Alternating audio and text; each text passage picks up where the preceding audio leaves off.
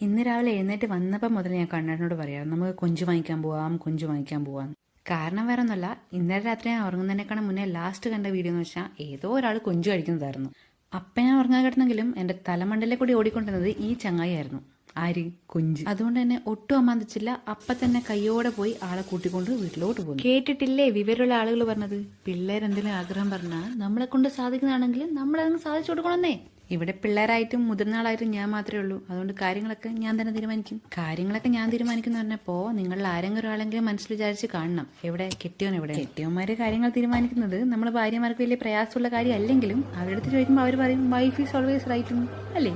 അതുകൊണ്ട് ഞമ്മക്ക് എന്നെ ഇവിടെ പ്രയോറിറ്റി കേട്ടുവാ. അങ്ങനെ ഞാൻ പറഞ്ഞു വന്ന കാര്യം എന്താണെന്ന് മറന്നുപോയിരിക്കണം. ഇതെനിക്ക് പണ്ടേയുള്ള പ്രശ്നമാണ്. എനിക്കൊരു ടോപ്പിക്കിലൊന്നും സ്റ്റിക്ക് ഓൺ ചെയ്യാൻ അറിയത്തില്ല. ഞാനിങ്ങനെ പശു, കയറ്, തേങ്ങ, ഓല എന്ന് പറഞ്ഞിട്ട് ഇങ്ങനെ അങ്ങ് പോകും. അപ്പൊ ഞാൻ പറഞ്ഞു വന്ന കാര്യം എന്ന് വെച്ചാൽ കൊഞ്ചു കഴിക്കാനുള്ള ആഗ്രഹം. കുറച്ച് വർഷങ്ങളായിട്ട് എനിക്ക് ഈ സാധനത്തിനോട് വലിയ മതിപ്പൊന്നും ഉണ്ടായിരുന്നില്ല. അതിന് കാരണമുണ്ട് കേട്ടോ. ഞാൻ PG മറ്റേ പഠിക്കുമ്പോഴായിരുന്നു തോന്നുന്നു ഏതോ ഒരു ചങ്ങായി ഈ സാധനത്തിന് നമ്മളെ ചാണകത്തിലെ പുഴുവായിട്ട് അങ്ങ് ഉപമിച്ചു. അന്ന് ഞാൻ നിർത്തിയതാ ഇതിനോടുള്ള ആക്രാന്തം എന്ന് പറയുന്നത്. അതിനുശേഷം ഇന്നലത്തെ ആ വീഡിയോ ആണ് പഴയ ഇന്റൻസിറ്റിയിൽ എന്നെ കൊഞ്ച് കഴിക്കാൻ പ്രേരിപ്പിച്ചതെന്ന് പറയുന്നത്.